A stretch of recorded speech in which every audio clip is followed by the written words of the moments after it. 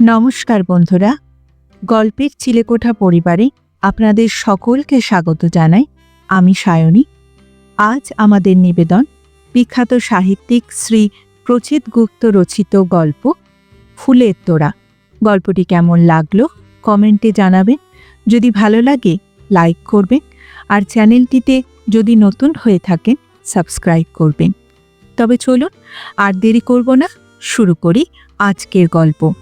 শ্রী প্রচিত গুপ্ত রচিত ফুলের তোড়া। বাড়ি যত এগিয়ে আসছে, গণপতি হালদারের টেনশন তত বাড়ছে। টেনশনের কারণ সামান্য একটা ফুলের তোড়া। তোড়ায় গাদাখানে গোলাপের চারপাশে সবুজ ফার্ন পাতার কারিকুরি, মাঝে কুচি কুচি সাদা বেগুনি ফুল ছড়ানো, সব মিলিয়ে সুন্দর এবং নিরীহ। তাহলে টেনশন কেন? ফুলের তোড়া গণপতি হালদার পেয়েছেন আজ বিকেলে বজবজের এক পুস্তক বিতরণ অনুষ্ঠানে। সেখানে গণপতিবাবু ছিলেন প্রধান অতিথি। ফাংশনে যেমন দরকার হয় আর কি, সভাপতি, প্রধান অতিথি, বিশেষ অতিথি। স্টেজে উঠে গণপতিবাবু অবাক হয়েছিলেন। পিছনে লাগানো বিশাল ফেস্টুন, সেখানে লেখা দরিদ্র ছাত্রছাত্রীদের বিনামূল্যে পুস্তক এবং একটি করে গামছা বিতরণ। বইয়ের সঙ্গে গামছা কোথা থেকে এলো? বইয়ের সঙ্গে গামছার সম্পর্কই বা কী? উদ্যোক্তারা কি গরিব ছেলে মেয়েদের পেটে গামছা বেঁধে লেখাপড়া করবার কথা বলছে? অসম্ভব নয়। অনেকেই পেটের তাড়নায় লেখাপড়া ছেড়ে ছুড়ে কাজে কর্মে ঢুকে পড়ে। এই গামছা হয়তো প্রতীকের মতো। উদ্যোক্তারা গামছা হাতে তুলে দিয়ে বলতে চাইছে, খিদেতে যদি পেট জ্বলে জ্বলতে দাও, পেটে গামছা বেঁধে বই খুলে বসে পড়ো। বাহ, আইডিয়ায় অভিনবত্ব আছে। গণপতিবাবু মনে মনে ভাষণের পয়েন্টে গামছা ঢুকিয়ে নিয়েছিলেন। কিছুক্ষণের মধ্যে অবশ্য জানা গেল ঘটনাটা একেবারেই অন্যরকম। কথা ছিল স্থানীয় এক গামছা ব্যবসায়ী এই অনুষ্ঠানে মোটা চাঁদা দেবেন। শেষ মুহূর্তে টাকার বদলে তিনি স্টকে পড়ে থাকা গামছা সাপ্লাই করেছেন। বেশিরভাগই ছেঁড়া খোড়া, রংচটা, পোকায় কাটা।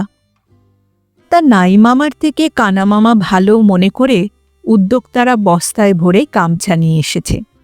সেই কারণেই বইয়ের সঙ্গে গামছা। এর পেছনে প্রতীক কিছুই নেই। এই খবর শোনবার পর গণপতিবাবু ভাষণ থেকে গামছা পয়েন্ট বাদ দেন। দীর্ঘ 21 বছর প্রধান অতিথি, বিশেষ অতিথি, সভাপতি এসব হওয়ার অভিজ্ঞতা তার আছে। ভাষণে পয়েন্ট ঢোকানো বের করা তার কাছে কোনো ব্যাপারই নয়। গাড়ি চিড়িয়াখানার সামনে এলে টেনশন আরেকটু বাড়ল। বাড়ি আর কতটাই বা, জ্যামট্যাম না থাকলে দেখতে দেখতে এসে যাবেন। ফুলের তোড়ার বিষয়ে যা সিদ্ধান্ত নেওয়ার তাকে এখনই নিতে হবে। হাতে সময় নেই। চোখ বুজতে স্ত্রীর মুখ ভেসে উঠল। সুদক্ষিণা দরজায় দাঁড়িয়ে দাঁত মুখ খিচিয়ে বলছে, আবার ফুলের তোড়া? আবার তুমি বাড়ি এনেছ? এসব ভেবেই হালকা কেঁপে উঠলেন গণপতি। তোড়াটা জানলা দিয়ে কি ফেলে দেবেন? তা এত বড় একটা জিনিস চলন্ত গাড়ির জানলা দিয়ে ফেলাটা কেমন হবে? কেউ যদি দেখে ফেলে? বাইরের কেউ না দেখলেও ড্রাইভার তো দেখবে, নির্ঘাত পাগল ভাববে। বজবজে ফিরে গিয়ে গল্প করবে। এসব গল্প বাড়িয়ে বলতে বেশি মজা। ঘটনাটা মারাত্মক। তোমাদের ওই প্রধান অতিথি একেবারে পাগলা মানুষ। প্রথমে গাড়ির জানলা দিয়ে অত সুন্দর ফুলগুলো দিল ফেলে, তারপর গায়ের পাঞ্জাবি খুলেও ছুঁড়ে দিল, তারপর খুলল ধুতি। আর 5টার মতো আজও অনুষ্ঠানের শুরুতে উদ্যোক্তারা গদগদ ভঙ্গিতে প্রধান অতিথির হাতে পুষ্পস্তবক তুলে দিয়েছে। কচিকাচারা হাততালি দিল, খচখচ করে ফটো তুলল। তবে অনুষ্ঠানের শেষে পুষ্পস্তবক প্রদান এই অংশটুকু আবার রিপিট করা হয়। ফটোগ্রাফার নাকি আসল মুহূর্ত ক্যামেরায় ধরতে পারেনি। সে প্রধান অতিথি, ক্লাবের সেক্রেটারি এবং পুষ্পস্তবকের ফটো পেয়েছে ঠিকই, কিন্তু একসঙ্গে পায়নি, পেয়েছে আলাদা আলাদা। অনুষ্ঠান শেষে উদ্যোক্তরা তাকে কানে ধরে ফের স্টেজে তোলে। ক্লাব সেক্রেটারি আবার একই রকম গদগদ ভঙ্গিতে পুষ্পস্তবক হাতে তুলে দেয়। গণপতি হালদারকেও একইভাবে চওড়া হাসি হাসতে হয়। ফটোগ্রাফার ছবি তুলতে থাকে, তবে সে আর এবার রিস্ক নেয়নি। এবার ঝুঁকে পড়ে, হাঁটু গেড়ে এবং স্টেজের ওপর উপুর হয়ে শুয়ে 3 পজিশনে ছবি তুলেছে। শুধু ফুল নয়, প্রধান অতিথি হওয়ার সুবাদে পাওয়া গেছে প্যাতপ্যাতে উত্তরীয়, ধ্যাবড়া ব্যাচ এবং চিমসে মিষ্টির বাক্স। মিষ্টির বাক্স হাতে নেওয়ার সময় ঢকঢক আওয়াজ হচ্ছিল। গণপতি তখনই বুঝে নিয়েছেন ভিতরে জিনিস কম। ফুলের তোড়াটা জাম্বো সাইজে, অতি বিচ্ছিরি। স্টেজে সেই জিনিস হাতে নেওয়ার সময় গণপতিবাবু প্রমাদ গুনেছিলেন, এই রে, আবার ফুলের তোড়া, বাড়িতে ফিরলে স্ত্রী আবার তেড়ে ফুড়ে উঠবে। ফুলের তোড়া দেখলেই মহিলার গা চিরবির করে ওঠে, নাকের পাটা ফুলে ওঠে, চোখ লাল হয়ে যায়। কঠিন ধরনের অ্যালার্জিতেও এমনটা হয় না। ফুল, পাতা, কঞ্চি, সরু তার, সুতো, সেলোফেন পেপার নিয়ে ফুলের তোড়া এখন মাথার কাছে চিত হয়ে শুয়ে। চলন্ত গাড়ির তালে তালে সে দুলছে। মাঝে মধ্যে ফান পাতা দিয়ে কানে সুড়সুড়ি দিচ্ছে আর কঞ্চি দিয়ে ঘাড়ে খোঁচা মারছে। গণপতি হালদার বিড়বিড় করে বললেন, শালা। ফুলের তোড়াকে শালা বলে গাল পারবার ঘটনা সম্ভবত এই প্রথম। ফুলের এই টেনশনের মধ্যেই গণপতি হালদার শুনতে পেলেন গাড়িতে আওয়াজ হচ্ছে, চাপা ঘটর ঘটর আওয়াজ। গোলমাল নয় তো? হতে পারে। শব্দ আসছে গাড়ির নিচ থেকে। গাড়ি নিয়ে যাদের ঘাঁটাঘাঁটি তারা বলে গাড়ির লক্ষণ বিচার হয় শব্দে। কান খাড়া করে শব্দের সোর্স বুঝতে হয়। সোর্স ধরতে পারলে গোলমালও ধরা পড়ে। গাড়ির মেকানিকদের হাতের পাশাপাশি কানের ট্রেনিংও হয় বোধহয়।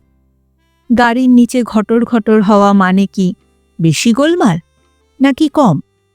কম বেশি যাই হোক, এখন গাড়িতে গোলমাল হলেই বিপদ। হারামজাদা উদ্যোক্তারা নিশ্চয়ই ভাঙা গাড়িতে প্রধান অতিথিকে তুলে দিয়েছে। বছর 3 আগে এমনটাই হয়েছিল। চ্যাংড়াপোতায় ছিল 22শে শ্রাবণের নাচ গান আর কবিগুরুকে নিয়ে 2-4 কথার আয়োজন। সেই 2-4 কথা বলতেই সভাপতি হয়ে কলকাতা থেকে ছুটে গিয়েছিলেন। গিয়ে পড়লেন বিরাট বিপদে। যাবার সময় বেজায় খাতির খুতির, ফেরবার সময় তুমুল বৃষ্টি। উদ্যোক্তারা লড়ঝড়ে একটা গাড়িতে ঠেলে ঠুলে তাকে তুলে দিল। সেই গাড়ি খানিকটা যাওয়ার পর মুখ থুবড়ে পড়ল, ইঞ্জিনে বেগরবাই। শেষ পর্যন্ত জলকাদায় মাখামাখি হয়ে কোলাপুরি চটির এক পাটি হারিয়ে, চশমার ডাঁটি ভেঙে, পাঞ্জাবির পকেট ছিঁড়ে গাড়ি ঠেলে বাড়ি ফিরতে ফিরতে সেই মাঝরাত। আজও সেরকম কিছুই না ঘটে। ঘটর ঘটর আওয়াজ বাড়ছে না? হ্যাঁ, বাড়ছে। গণপতিবাবু নড়ে চড়ে বসলেন। এখন ডবল চিন্তা। ফুলের তোড়ার সঙ্গে গাড়ির ঘটর ঘটর শব্দ। কবজি ঘুরিয়ে ঘড়ি দেখলেন গণপতিবাবু। 8টা 10। কলকাতা শহরে সন্ধে 5:30-6টা থেকে 8টা-8:30 হল মারামারির সময়। অফিস ফেরটা কাতারে কাতারে মানুষ বাড়ি যাব বাড়ি যাব বলে উদ্ভ্রান্তের মতো ছোটাছুটি করে। যেন এটা কলকাতা শহর নয়, এটা একটা জঙ্গল। এক্ষুনি বাড়ি না ফিরলে বাঘে খাবে। এই সময় ট্যাক্সিও পাওয়া যায় না। মেট্রোতে উপচে পড়ে ভিড়, বাসে ট্রামে গরু ছাগল ভিড়। গাড়ি যদি এখন বসে যায় তাহলে তো কেলেঙ্কারি। তারপরেও হয়তো ট্রাম, বাস, ট্যাক্সিতে ঠেলে ঠুলে ওঠা যেত, কিন্তু ধুতি পাঞ্জাবি পামশু পরে সেটা তো একেবারেই অসম্ভব। খেটো খেটো ধরনের ধুতি হলে তবু ট্রাই নেওয়া যায়। পাঞ্জাবির হাতা গুটিয়ে ধুতিতে মালকোচা মেরে উঠে পড়া যায় যদিও, কিন্তু প্রধান অতিথির ধুতিতে মালকোচা মারা কঠিন। ধুতি কোঁচা দোলানো, ঝুলে সামান্য বেশি। এই ভিড়ভাট্টার সময় গলায় উত্তরীয়, হাতে মিষ্টির প্যাকেট, বগলে ফুলের তোড়া নিয়ে বাসে ট্রামে উঠতে গেলেই সবাই মিলে গলা ধাক্কা দেবে, চড়চাপ্পড়ও মারতে পারে, কোনো গ্যারান্টি নেই। গণপতি হালদার সিটে হেলান দিয়েই বসেছিলেন। এবার সোজা হলেন, ঝুঁকে পড়ে ড্রাইভারের উদ্দেশ্যে নরম গলায় বললেন, ও ভাই, গাড়ি কি গোলমাল করছে নাকি? গাঁটটা কোট্টা চেহারার ড্রাইভার কোনো জবাব দিল না, শক্ত হয়ে বসে গাড়ি চালাতে লাগল। কিছু কিছু মানুষ আছে যাদের মুখ দেখতে হয় না, ঘাড় দেখলেই বোঝা যায় মানুষটা বিরক্ত। এই ড্রাইভারটিও সেই রকম। মনে হয় প্রধান অতিথিকে বাড়ি পৌঁছানোর ডিউটি তার একেবারেই পছন্দ হয়নি। আবর্জনার মতো গা ঝাড়া দিয়ে ফেলে দিতে পারলেই বাঁচে। গণপতিবাবু আবার নরম গলায় বললেন, ভাই, গাড়ি কি মাঝপথে থেমে যাবে? গাঁটটা কোট্টা চেহারা এবার উত্তর দিল, সংক্ষিপ্ত উত্তর। বলল, আগে জানি না, যেতে পারে।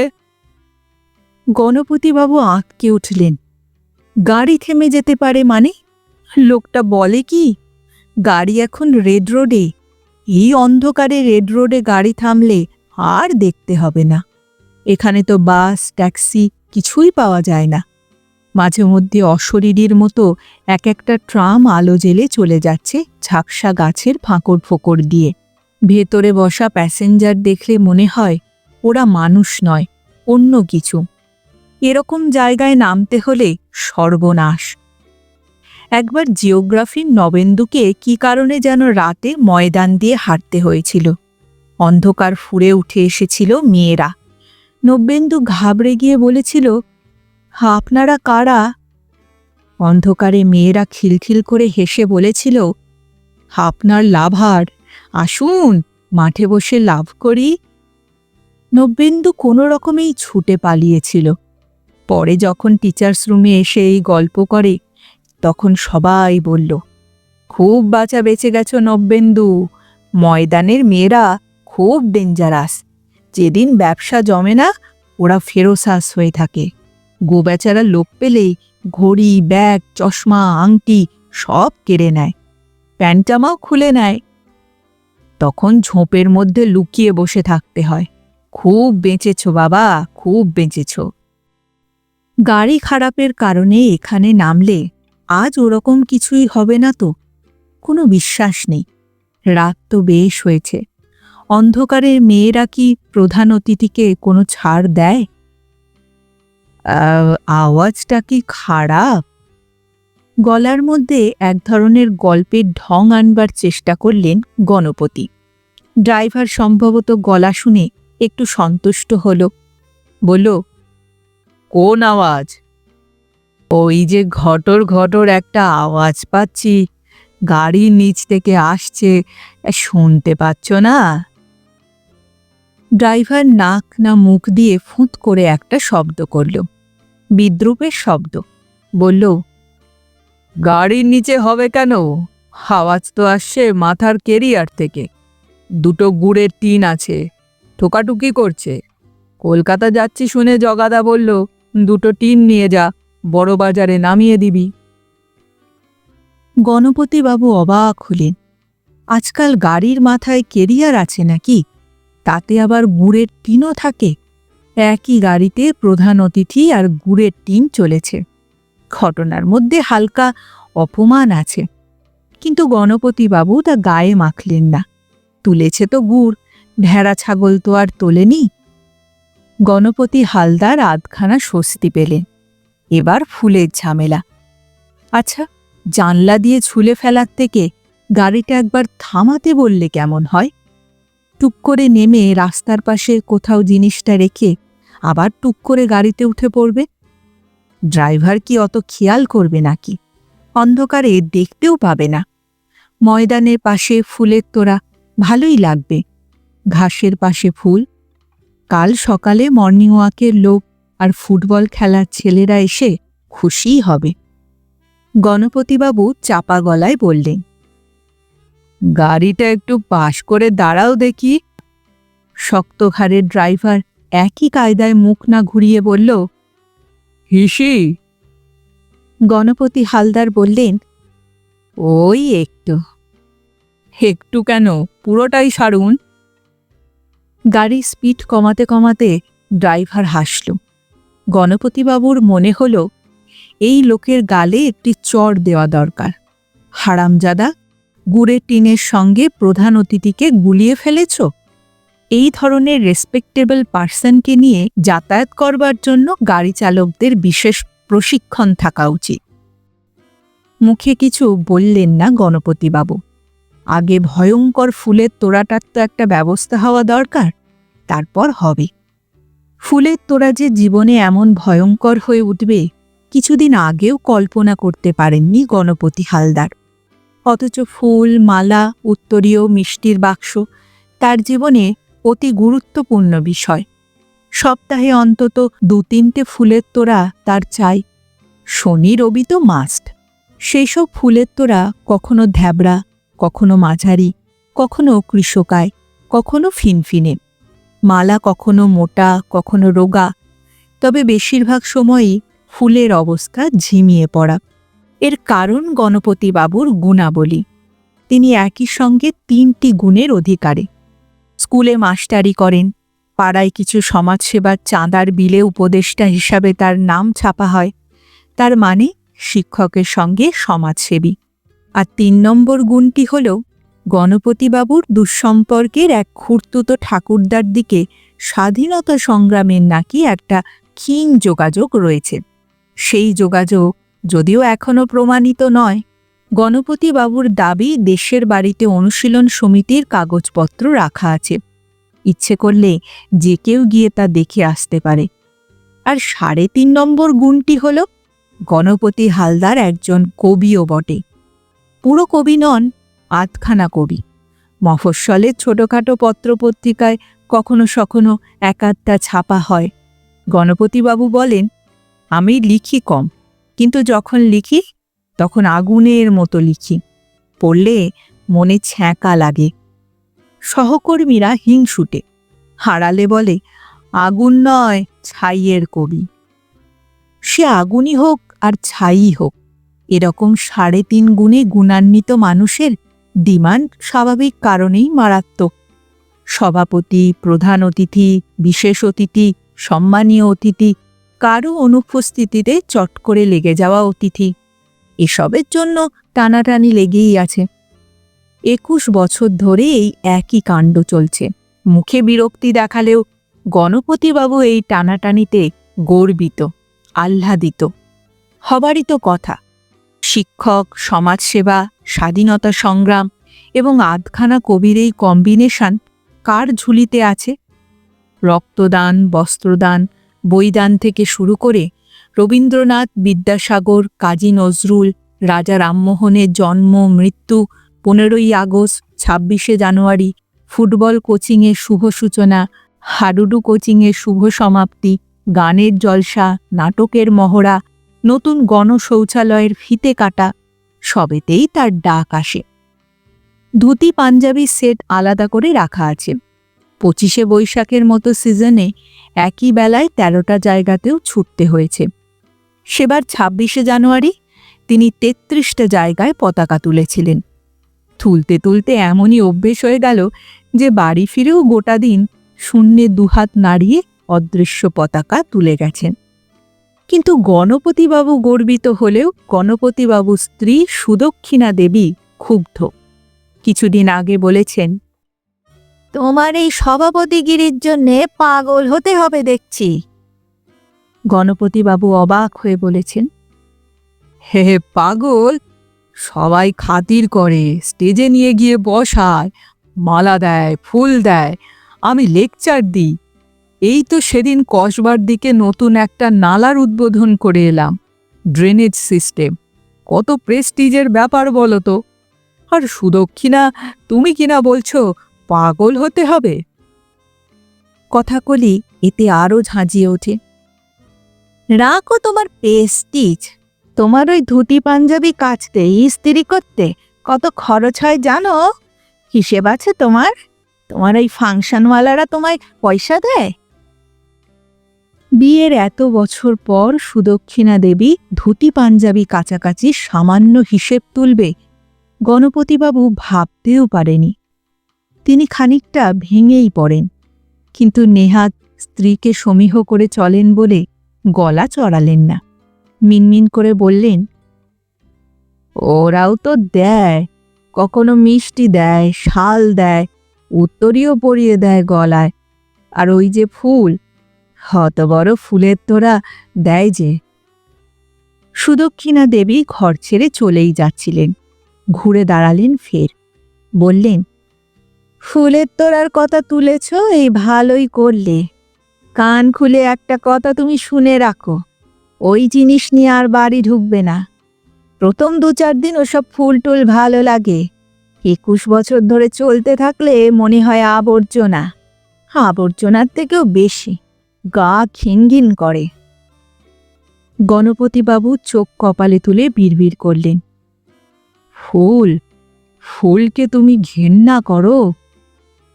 আগে না, ফুলকে করি না, তোমার রোজ রোজ আনা ওই ফুলের তোড়াকে করি। বেশিরভাগই বাসি ফুল, আর তা না হলে 1-2 দিন না যেতে যেতে পচে গন্ধ বেরোয়, পোকাও ধরে, পাতার গুঁড়ো বাড়িময় উড়ে বেড়ায়, কঞ্চি তার নাক মাথা বের করে থাকে। গত মাসেই তো গোলুর মেয়েটার পায়ে ফুটে গেল, ইঞ্জেকশন দিয়ে তবে বাঁচোয়া, মনে নেই তোমার? গণপতিবাবু হাত নেড়ে বললেন, হা হা সুদক্ষিণা, তুমি এভাবে দেখছো কেন? ফুলের তোড়া তো আর শুধু ফুলের তোড়া নয়, একটা সম্মান, একটা স্বীকৃতি। আমার শিক্ষা, সমাজসেবা, দেশপ্রেম, কবি সত্তা, এসবকে উদ্যোক্তারা প্রণাম জানায়। সুদক্ষিণা দেবী প্রায় ধমকে উঠলেন, চুপ করো, চুপ করো। জানো ওই ফুলের তোড়া ফেলতে আমাদের সুইপার হরিপদ কত টাকা নেয়? জানো তুমি? তোড়া পিছু 5 টাকা চেয়েছিল, আমি তাই দরদাম করে 2 টাকায় রাজি করিয়েছি। মাসে কম করে 7-8 টাকা চলে যায় ওই জিনিস এনে হাজির করলে, কোনো কোনো মাসে আরও বেশি। বৈশাখ মাসে তো হরিপদ ফুলের তোড়া ফেলতে 56 টাকা নিয়েছিল। এই টাকা কে দেবে শুনি? তোমার ফাংশনওয়ালারা দেবে বুঝি? তোমাকেই বলে রাখলাম, আর যাই করো, ফুল যেন আমি বাড়িতে না দেখি, আর যদি দেখি তোমার কপালে দুর্ভোগ আছে। এর পরেও বেশ কিছুদিন ছাড় পাওয়া গেছে। ফুলের তোড়া নিয়ে বাড়ি ফিরলে সুদক্ষিণা দেবী ভুরু কুঁচকেছেন, রাগ দেখিয়েছেন, চেঁচামেচিও করেছেন, তবে বড় কোনো দুর্ভোগে ফেলেননি। দুর্ভোগে ফেললেন এই গত রবিবার সকালে। ত্রিবেণীতে এক হ্যারিকেন কারখানার উদ্বোধন করে 2.5 ফুটের একটা তোড়া নিয়ে গভীর রাতে বাড়ি ফিরেছিলেন গণপতিবাবু। কারখানার মালিক পক্ষ তোড়া বানিয়েছিল হ্যারিকেনের কায়দায়, সবুজ পাতা দিয়ে হাতল, হলুদ গোলাপ দিয়ে আগুনের শিখা। দিন 2 পর রবিবার সকালে সুইপার হরিপদ 2 টাকায় ওই জিনিস ফেলতে রাজি হল না। বলল, দিদি, মাল বড়, পয়সাও বেশি লাগবে। সুদক্ষিণা দেবীও বেঁকে বসলেন। ফুলের তোড়া হলো ফুলের তোড়া, সে হ্যারিকেনের মতো দেখতেই হোক আর ল্যাম্পপোস্টের মতো। এতদিন যে দর ছিল তাতেই কাজ করতে হবে। হরিপদ গোঁ ধরে বসে থাকে, টাকা না বাড়ালে জিনিস এসে হাত দেবে না। সুদক্ষিণা দেবী জিতুর মাকে ডাকলেন। জিতুর মা গম্ভীর গলায় বললেন, দেখুন বৌদি, যার যা কাজ, আমার কাজ ঘর মোছা, বাসন মাজা, ময়লা ফেলা নয়, ও কাজ আমি পারবো না। মুখের ওপর না বলায় সুদক্ষিণা দেবী প্রেস্টিজে লাগল। তিনি বললেন, অমন সুন্দর একটা ফুলের তোড়াকে তুমি ময়লা বলছো জিতুর মা? জিতুর মা মুখ বেঁকিয়ে বলল, ময়লা না হলে আলমারিতে সাজিয়ে রাখেন, ফেলতে চান কেন? সুদক্ষিণা দেবী আর এক মুহূর্ত দেরি করেনি, সোজা স্বামীর কাছে গিয়ে বললেন, তোমার জিনিস তুমি ফেলে আসবে, বাজারের কাছে যে ময়লা ফেলবার জায়গাটা আছে যাও সেখানে গিয়ে ফেলে এসো, এক্ষুনি ফেলে আসবে। গরম চায়ের কাপ হাতে নিয়ে গণপতি হালদার তখন কবিতার ছন্দ ভাবছিলেন। স্ত্রীর প্রস্তাবে আঁতকে ওঠেন, বলেন, আমি আমি হাতে করে ফুল ফেলতে যাব? আমি? সুদক্ষিণা দেবী চোখ পাকিয়ে বললেন, হ্যাঁ তুমি। স্টেজে গদগদ মুখে ফুলের তোড়া যেভাবে নাও, সেই রকম গদগদ মুখে ডাস্টবিন পর্যন্ত গিয়ে ফুলের তোড়া তুমি ফেলে আসবে, এবং সেটা করবে এক্ষুনি। বারণ করবার পরও যখন ওই জঞ্জাল বাড়ি পর্যন্ত তুমি বয়ে এনেছ, এবার তার শাস্তি তোমায় পেতে হবে। তোমার ওই ঢঙের বাসি ফুল মালার পেছনে আমি আর একটা পয়সাও খরচা করব না। গণপতি বাবু আমতা আমতা করে বলেন, হ্যাঁ না, মানে ছাত্রটাত্র যদি দেখে ফেলে আমি ফুল হাতে নিয়ে ডাস্টবিনের দিকে চলেছি, সেটা কি উচিত হবে সুদক্ষিণা? সুদক্ষিণা দেবী চোখ কপালে তুলে বলেন, ও মা, ছাত্ররা ফুল হাতে মাস্টারমশাইকে দেখলে তো ভালোই, ছুরি বোমা হাতে তো দেখছেন। নাও, দেরি করো না আর, একেবারে বাজার করে তবে ফিরবে। আর শোনো, এরপর থেকে ফুলের মালা একেবারে ফেলে তবে বাড়ি ঢুকবে। এরপর থেকে ফুল মালা আর যদি তুমি ঢোকাও, তবে তোমায় রাতেই পাঠাবো ফেলতে। জঞ্জালের কারণে বাড়ির সুইপার আর কাজের মাসি আমাকে দু কথা শোনাবে, এ আমি কিছুতেই সহ্য করব না। সভাপতি প্রধান অতিথির বউ বলে এই বুড়ো বয়সে অপমান সহ্য করতে হবে না, আমি আর তা পারব না। সুদক্ষিণা দেবী রাগে ফোঁস করতে লাগলেন, তার চোখ লাল হয়ে গেল। গণপতিবাবু মিনমিন করে বললেন, আমি তো রাত করে ফিরি, তখন কোথায় ফুল ফেলব? সুদক্ষিণা আবার ফোঁস করে উঠলেন, যেখানে খুশি সেখানে ফেলে আসবে। ডাস্টবিন পেলে ডাস্টবিনে, না পেলে রাস্তায়, ফুটপাতে, বাস স্টপে, মেট্রো স্টেশনে, যেখানে তোমার খুশি সেখানে ফেলবে। আমি যেন না দেখে এই জিনিস ঘরে ঢুকেছে, অনেক হয়েছে, আর নয়। সেদিন এক হাতে হ্যারিকেন, ফুল আর অন্য হাতে বাজারের থলি নিয়ে কিভাবে বাড়ি থেকে বেরিয়েছিলেন, সেই কথা আর মনে করতে চান না গণপতিবাবু। যে ফুল হাতে নিয়ে গর্ব, সেই ফুল হাতে নিয়েই এত লজ্জা। জীবনের কি আশ্চর্য খেলা! যাক সেসব কথা, তবে ফুল হাতে যে আর বাড়িতে ঢোকা যাবে না, সেটা হাড়ে হাড়ে টের পেয়েছে গণপতি হালদার, আর তাই এত টেনশন। ড্রাইভার গাড়ি থামালো রাস্তার পাশে, ময়দান ঘেঁষে। গণপতি পেছন থেকে জাম্বো ফুলের তোড়া টেনে নিলেন। জায়গাটা ভালো, অন্ধকার, কেউ নেই। গাড়ির একটু পেছনে গিয়ে জিনিসটা চট করে মাটিতে রেখে ফিরে আসতে হবে, ড্রাইভার ব্যাটাও ধরতে পারবে না।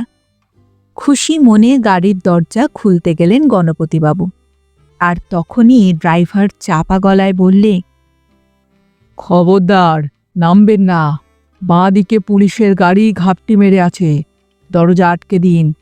গণপতি চমকে উঠলেন, বললেন, পুলিশের গাড়ি তো কি হবে? ড্রাইভার গাড়িতে স্টার্ট দিতে দিতে বলল, দূর মশাই, পাবলিক প্লেসে হিসি করে 5 আইন খেতে চান নাকি? আরও কেস দিতে পারে কিন্তু, মেয়ে ছেলে কেস। শালাদের খালি ঘুষ নেবার ধান্দা, আগে পালাই। গণপতিবাবু ভীত গলায় বললেন, ওরে বাবা, দরকার নেই, তুমি জোরে চালাও, জোরে চালাও। গাড়ি ছুটতে লাগলো ডাবল স্পিডে। গণপতি হালদারের অসহায় লাগছে, নিজের ওপর রাগও হচ্ছে। ফুল আগেই কোথাও একটা ফেলে দেওয়া উচিত ছিল। একটু পরেই আলো ঝলমলে রাস্তায় গাড়ি ঢুকে পড়বে, তখন তো ফেলবার প্রশ্নই উঠবে না। পাবলিক বিরাট গোলমালের বস্তু, সবসময় কাউকে না কাউকে ধোলাই দেবার জন্যই তৈরি হয়ে থাকে। একটা ছুতো পেলেই হলো, কে জানে ছুঁড়ে ফেলা ফুল হাতে তুলে নিয়েই হয়তো ধাওয়া করবে, গাড়ি লক্ষ্য করে ইট পাথরও ছুটতে পারে। আচ্ছা, গাড়ি একটু ঘুরিয়ে যদি রাজভবনের দিক দিয়ে নিয়ে যাওয়া হয়। রাজভবনের কাছাকাছি কোথাও ফুল পড়ে থাকলে নিশ্চয়ই কেউ সন্দেহ করবে না। ওখানে কত মানুষই তো ফুলের তোড়া নিয়ে যায়, দু একটা ছিটকে ছাটকে পড়ে থাকতে পারে না? ড্রাইভারকে একবার গাড়িটা ঘোরাতে বললে কেমন হয়? ক্ষেপে যাবে না তো? শুধু রাজভবন কেন, একটু এগোলে রাইটার্স বিল্ডিংও পাওয়া যাবে। ওখানেও তো নিত্যদিন ফুলের ছড়াছড়ি। মন্ত্রীদের হাতে ফুল দেবার কত ফটোই তো বেরোয় কাগজে। ওই বাড়ির সামনেও নিশ্চয়ই ফুল ফেলবার আলাদা জায়গা আছে। হাবিজাবি ভাবতে ভাবতে গণপতিবাবু খেয়াল করলেন ঘটর ঘটর আওয়াজ করে গাড়ি ছুটছে চৌরঙ্গি পেরিয়ে, ছুটছে সেন্ট্রাল অ্যাভিনিউ ধরে। এখানে ফুলের তোড়া তো দূরের কথা, গাড়ির জানলা থেকে একটা কাগজের টুকরো ফেললেই সবাই কটমট করে তাকাবে। আর ফেলবেই বা কী করে? গায়ে গায়ে গাড়ি ছুটছে যে। বাকি পথটাও এরকমই যাবে। গাড়ি, বাস, টেম্পো, ঠেলা আর রিকশার সঙ্গে ঠোকাঠুকি করে যেতে হবে। গণপতিবাবু গাড়ির দুটো জানলা দিয়ে ডাস্টবিন খুঁজতে চেষ্টা করলেন। অকুল নয়নে ভগবানকে খুঁজছেন যেন। কিন্তু কোথায় ডাস্টবিন? জীবনের এটাই রহস্য, মানুষের চাওয়ার ওপর পাওয়া না পাওয়া নির্ভর করে না। যখন সে ফুল চায় না, ফুল পায়। যখন ডাস্টবিন চায়, ডাস্টবিন পায় না। গণপতি হালদারের মনে এক ধরনের দার্শনিক ভাব জেগে উঠছিল। নিজেকে সামলালেন। সুদক্ষিণা বলেছিল ডাস্টবিন না পেলে ফুটপাতে ফেলে দিতে। অসম্ভব, হকাররা তেড়ে আসবে। গাড়ি থামিয়ে বাসস্টপ, পথের মোড়ে ফুলের তোড়া নামাতে গেলে ঘটনাটা আরও সিরিয়াস হয়ে যাবে। রাগে নিজের গালে চড় মারতে ইচ্ছে করছে গণপতিবাবুর। স্ত্রীর মুখটা ভেসে উঠছে বারবার। রবিবার বলেছিল দরকার হলে এরপর থেকে রাতেও পাঠাবে। রাতে গিয়ে ফুল ফেলে আসতে হবে? তাহলে বিরাট কেলেঙ্কারি হবে। ছি ছি, রাতে চুপি চুপি ফুল হাতে। ছি ছি, একজন শিক্ষক মানুষ, স্বাধীনতা সংগ্রামীর দুঃসম্পর্কের নাতি। ছি ছি, তার উপর কবিও বটে, সে কিনা চোরের মতো। না, অনুষ্ঠানেই তার ফুল প্রত্যাখ্যান করা উচিত ছিল। যা মনে করবার করত। এবার থেকে তাই করবেন তিনি। উদ্যোক্তাদের আগেই বলে রাখতে হবে, অনুষ্ঠানে যেতে রাজি আছি, শর্ত একটাই, নো ফুল, নো মালা। যদি ফটোটটো তোলবার খুব ইচ্ছে হয়, তাহলে হাতে ফুল দিয়েই ফিরিয়ে নিতে হবে। নিজের পাড়ায় গাড়ি ঢুকতেই চমকে উঠলেন গণপতিবাবু। জ্যাম আর ট্রাফিক সিগন্যাল টপকে বড্ড তাড়াতাড়ি চলে এলো না গাড়িটা? ড্রাইভার ব্যাটার নির্ঘাত বড়বাজারে গুড়ের টিন নামানোর তাড়াহুড়ো আছে। আচ্ছা, গুড়ের টিনের সঙ্গে ফুলটা পাঠিয়ে দিলে কেমন হয়? মন্দ হয় না। গণপতিবাবু সোজা হয়ে বসে বললেন, বাহ, এসে গেলাম দেখছি। ড্রাইভার হুমকির ঢঙে বললেন, আগেই বলে রাখছি, গলির মধ্যে ঢুকতে পারবো না কিন্তু। যাবার সময় গাড়ি ঢুকিয়ে ঝামেলায় পড়েছি। গণপতিবাবুর আবার মনে হলো চড় লাগাই। প্রধান অতিথির সঙ্গে এ কি আচরণ? নিজেকে সামলে বললেন, ও কোনো ব্যাপার না, মিনিট ৩-৪ তো ব্যাপার। মাঝে মাঝে তো হাঁটাও ভালো, ভালো না? ড্রাইভার চুপ করে রইল। ঘটর ঘটর আওয়াজটায় কি জোর বাড়ছে। গণপতিবাবু সামান্য গলা খাকারি দিয়ে বললেন, ভাই, ফুলগুলো তোমার জন্য রইল, তুমি বাড়িতে নিয়ে যেও, কেমন? ড্রাইভার কঠিন গলায় বলল, আমি হাবিজাবি জিনিস নিই না, আপনার মাল আপনিই নিন। এই কথাটার মধ্যেও একটা অপমান রয়েছে। গণপতি হালদার থম মেরে গেলেন। না, আর কথা বাড়িয়ে লাভ নেই। বাজারের ভ্যাটই ভালো, যাওয়ার পথেই পড়বে, নেমে ফেলে দিতে হবে। তাহলে আর রাতে ফুলের তোড়া হাতে হেঁটে আসতে হবে না। লোকলজ্জা থেকে মুক্তি। এখন নিশ্চয়ই জায়গাটা ফাঁকা। এত রাতে বাজারে কে থাকবে? কিন্তু অনেকেই ছিল, পাড়ার ক্লাবের ছেলেপুলে সব। বাজারের মুখে দাঁড়িয়ে গল্প করছিল। গাড়ির জানালা দিয়ে গণপতি হালদারকে দেখে প্রায় লাফিয়ে পড়ল। 3 জানলা দিয়ে মাথা গলিয়ে দিল 3 জনে। দাদা, শনিবার বিকেলে আমাদের জন্য টাইম রাখতে হবে। এবার আর ফুটবল, ক্রিকেট, হাডুডু নয়, টাগ অফ ওয়ারের ব্যবস্থা করেছি। দড়ি টানাটানির খেলা, ইউনিক আইটেম। 16টা টিম অলরেডি নাম দিয়ে ফেলেছে। Knockout system. আপনি দাদা উদ্বোধক, দড়ি টেনে ম্যাচ শুরু করবেন। না করা চলবে না দাদা, সব রেডি। আপনার জন্য ফুলের তোড়া পর্যন্ত বলে দিয়েছি। না না, কিচ্ছু শুনবো না, কোনো আপত্তি নয়, পাড়ার ব্যাপার বলে কথা। এদের সামনে কি আর গাড়ি থেকে নেমে ফুল ফেলা যায়? গণপতি হালদার দীর্ঘশ্বাস ফেললেন। এক হাতে চিমসে মিষ্টির বাক্স, অন্য হাতে ফুল নিয়ে গণপতিবাবু ভয়ে ভয়ে ডোরবেল টিপলেন।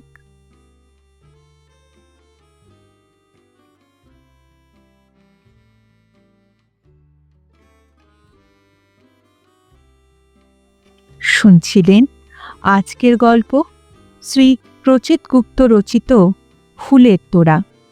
ফিরে আসছি আরেকটি নতুন গল্পের সঙ্গে কিছুদিনের মধ্যে।